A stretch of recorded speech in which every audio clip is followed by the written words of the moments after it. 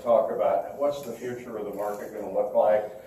You know, the idea of the devolution of the NASDAQ and the central limit order book, you know, having these little market makers that all maintain their own limit books is just totally inefficient, which is where ECNs came from and why ECNs are so popular today. Then we'll talk about the evolution. I have on here the evolution of the NYSE. That should be the devolution of the NYSE as well. NYSE is no longer a publicly owned company. They're owned by this, what is it? International Amalgamated Exchange, or some weird name like that, out of Atlanta. They're owned by a private equity group in Atlanta. And if you've been to New York lately, or if you look at the trading floor, I mean, there are crickets that, you know, are chirping on the floor of the exchange. There's nothing that goes on. I love the news reports that I get every night live from the floor of the New York Stock Exchange, and there's not a damn thing going on behind you. There's like 5 guys drinking Diet Cokes and 1 fat guy in a suit walking around cleaning up after the other people. There's nothing that goes on the floor of the exchange. I'm going to show you volumes in terms of the intermarket volume statistics, if I get time, from a few weeks ago. I've got it upstairs in my office. Virtually no trades get done on the floor of the exchange anymore. It's all done either in Archipelago, or it's done in ECNs, or it's done someplace else, like in the NASDAQ market. Is there even a point to, like, starting new hedge funds in New York anymore? No. Hedge funds, yeah. Private equity groups, yeah. Things that exploit inefficiency in the market, yeah. Is there any point to a physical exchange? No. Except when your Aunt Myrtle goes to New York and says, oh, there's the New York Stock Exchange, Harry. Let's go pet the nose of the bull. When you're in New York, when you're in Lower Manhattan, you got to pet the nose of the bull. You got to rub the nose of the bull. It's good luck in the market. And every time I'm in Lower Manhattan, I make a point to go over and rub the nose of the bull, because everybody does that. It's just what you do in finance. Do we need the New York Stock Exchange for any reason other than that? The answer is no. I mean, it's totally obsolete. And then we'll talk about consolidation and globalization. Notice NYSE Group Inc. and the CME Group, and the consolidation of markets away from the idea of physical locations and exchange-traded instruments. You used to be able to categorize the equities market or financial markets in general according to 2 parameters. One is where they're located. So you have the New York Stock Exchange, you've got the London Stock Exchange, you've got the Amsterdam Stock Exchange, you've got the Tokyo Stock Exchange, you've got the Deutsche Börse, which is the exchange in Frankfurt. And so you denominated, or you identified, an equity exchange based on where it was located. The other way that you identified an exchange was the instruments that are traded on that exchange. You have the stock exchange, you have the bond exchange, you have the options exchange, on and on and on. Well, all of that's going away. And so a more modern way is you've got this electronic environment that brings together trading in various physical locations and lets you trade various things, whether it's a stock or a bond or an option or a future or some other, like a mortgage-backed contract. I mean, you don't trade a particular asset in a particular location anymore. That's obsolete. And so you see the market moving from this physical model where you explain and you categorize based on place and asset category into this electronic world where none of that stuff matters anymore. And then the next step is, you know, the idea of using a multiple pricing rule in a particular venue, much the way Amazon, much the way eBay use different pricing rules for different assets in the same electronic venue. And we'll talk more about that hopefully when we get there. I don't think I'm going to make it all the way through. Notice there's a whole lot of stuff to learn there, and a lot of that stuff is real technical stuff. But like I say, that's the equities module of the class and how all of this fits together. As far as I can get, you know, over the course of the next, what I got, half an hour today, and then after that I've got 3 days and I'm done. Okay? I'll talk fast. Okay, topic number 1. How does, you know, market mechanics work? This is the stuff in the book that I want you to understand. I'm going to do 2 things. I want you to understand the difference between the specialist system and the specialist system on the organized exchanges and the market makers protocol in the NASDAQ market, in the over-the-counter market. You don't have to write all that stuff down. That's just stuff up there that flew to me in terms of things I want to make sure that I don't forget to say. Item number one, we'll do the physical exchanges first. That is the New York Stock Exchange, the American Stock Exchange over on Trinity Place, and the 5 remaining regional exchanges. Yes, there are still regional stock exchanges in the U.S. There are none in the Southeast, which is why you're probably not familiar with any of them. The Pacific Exchange is still alive and well. There's still an exchange in Chicago. There's still an exchange in Philadelphia. The PAC is in San Francisco, and I'm missing one, so I'll fill that in at some point. Kansas City Exchange, so that's the 5th in terms of the regionals. The regionals feed into the New York Stock Exchange and the American Stock Exchange on Trinity Place. Remember, the New York Stock Exchange is at the corner of Long and Broad, for those of you that are familiar with Lower Manhattan. It fronts out on Wall Street. Broad Street is at the intersection that's just to the, what direction am I going in? Just to the south of where Wall and Broad come together. And that's the New York Stock Exchange. Over on Trinity Place, 2 blocks to the west, up the street and to the left by 2 blocks is Trinity Place. That's where the American Stock Exchange is. The American Stock Exchange would not exist today were it not for exchange-traded funds. But they make a market in a lot of the big exchange-traded funds, and they do it on purpose, because they were about to go bankrupt about 10 years ago. And fortunately, that's where they pioneered the trading of ETFs. Because they were about to go bankrupt and they needed something to trade, they wanted to pay the light bill, and so they came up with the exchange-traded funds. And so the American Stock Exchange is still there, it's still part of the intermarket trading system, and so it's included in the physical exchanges. The intermarket trading system is the combination of the New York Stock Exchange, the American Stock Exchange, and the 5 regionals that we're going to talk about in just a minute. Notice, how does trading work on a physical exchange? The specialist makes a market to ensure continuous liquidity, and that's the function that the market or the specialist performs.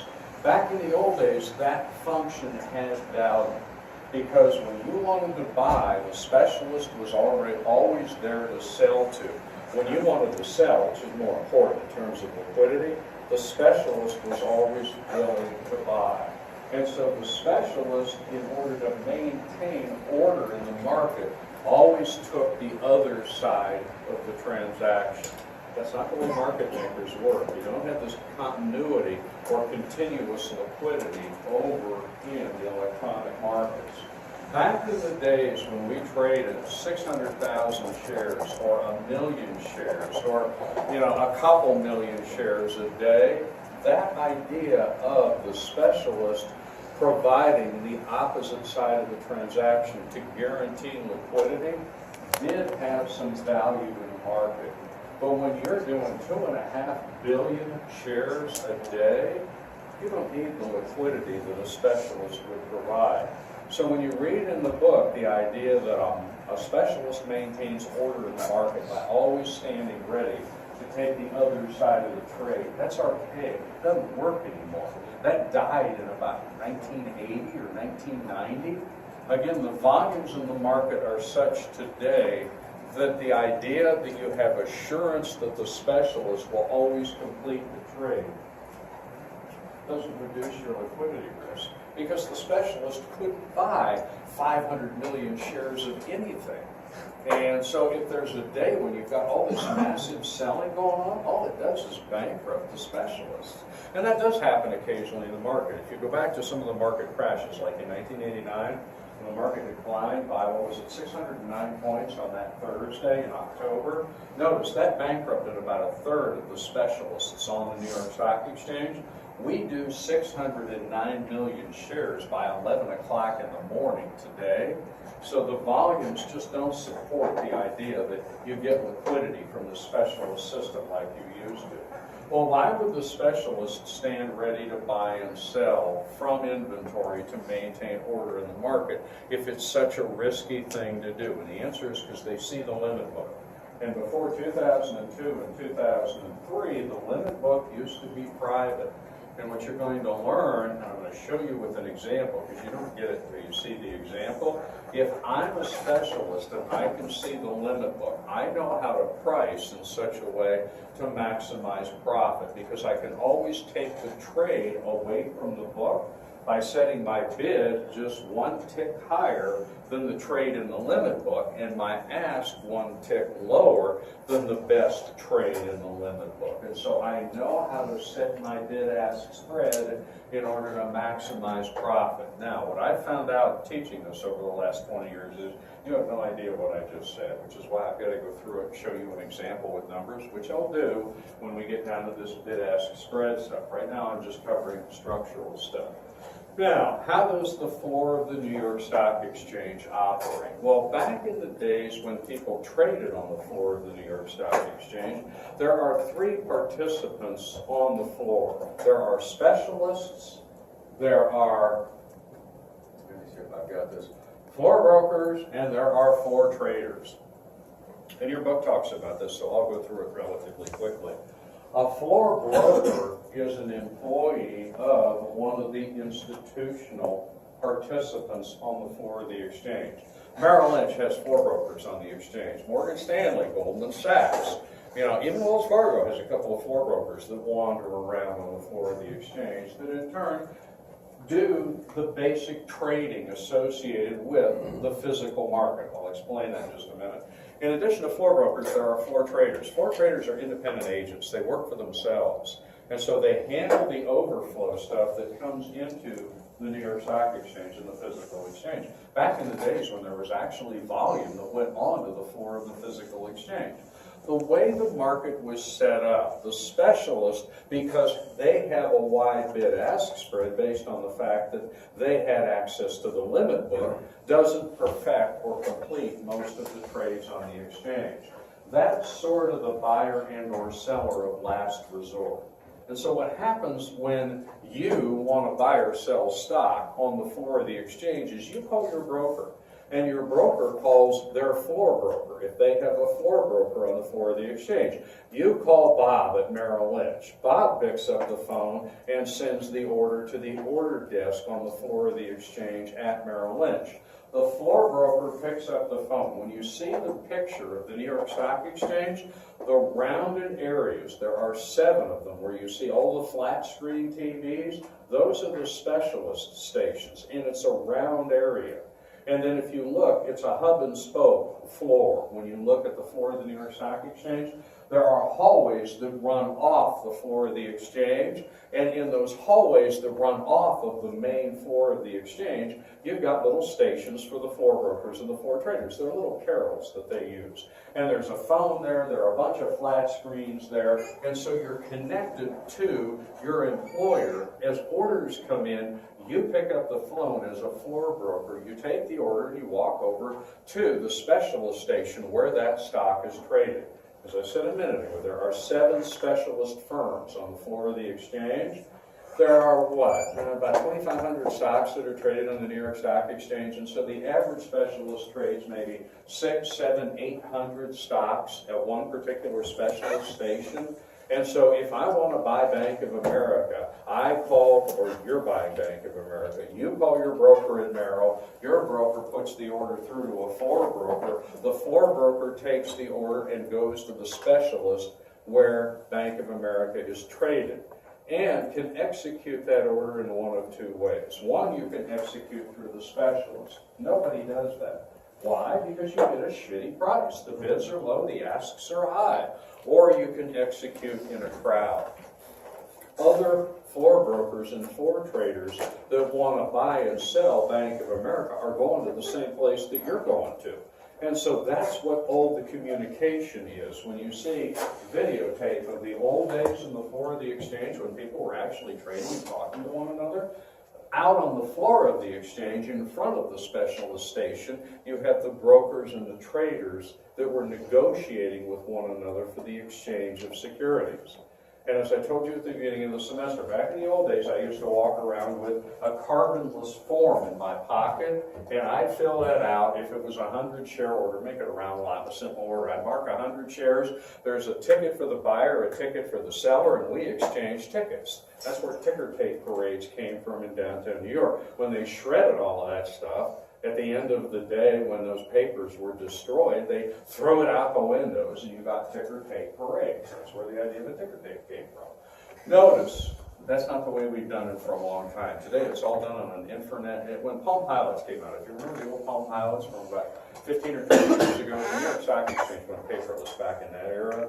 And so essentially today, it's just an infrared transaction where I write in the details. I've got a ticker symbol, I've got my broker-dealer number, I've got, okay, initial this, press send, and you get confirmation that we've completed the trade. But notice, usually trades are executed in the crowd, or they were in the old days before ECNs, because the bids were higher and the asks were lower. It was only if you walked up to the specialist station to buy and there were no other sellers around, or if you walked up to sell and there were no other buyers around, that you'd execute with the specialist, because the specialist, as I said a minute ago, is going to give you a wide spread. The public spreads are pretty wide. What's a wide spread in the New York Stock Exchange? Oh, geez, today, maybe 15 cents, 20 cents, 25 cents.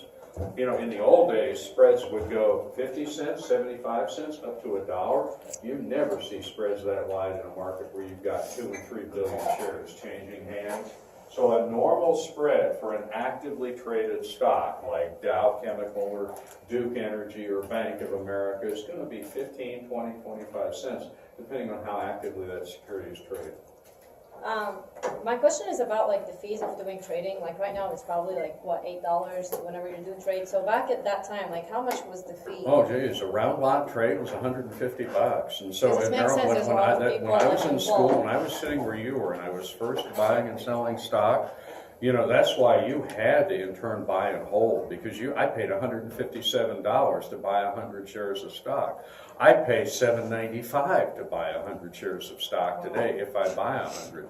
But that was back in the days before the regulation. So the average brokerage spread was about 157, and I don't remember how many shares I could get for that. It was like up to 500 or so. And so again, you know, doing non-round lot trading, and that's why individuals didn't buy individual stocks. It was just too expensive.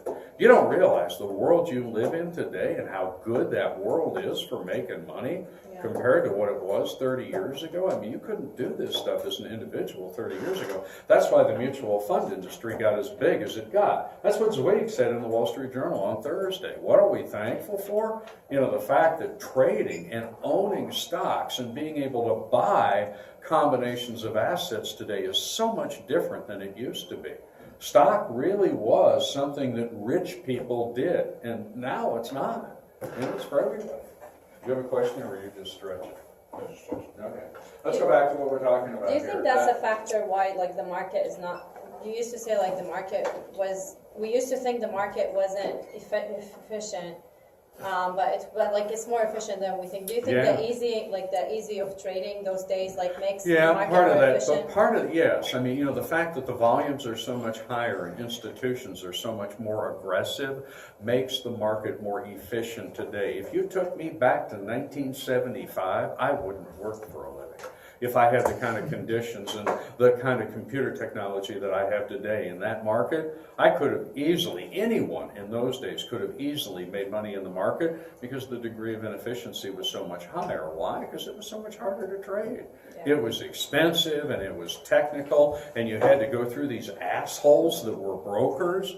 I mean, you know, again, who calls a broker to perfect a trade anymore today? And you do it on your computer. I mean, you've got an E-Trade account, an Ameritrade account, whatever you want to. I gave you that article where I said I wanted you to sign up with an online brokerage. Everybody trades through an online broker today.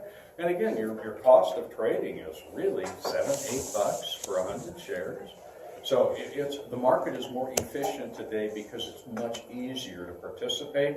The barriers to entry in the market are much lower than they used to be.